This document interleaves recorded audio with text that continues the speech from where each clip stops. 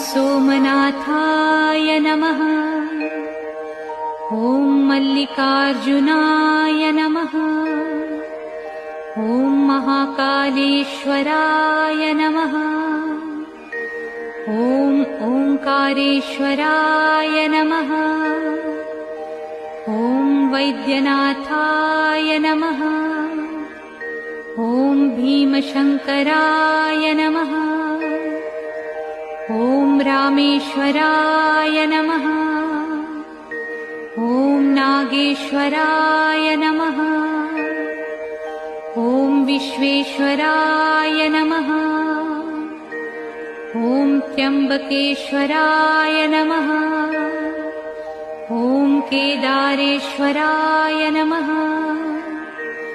ॐ भुस्मेश्वराय नमः।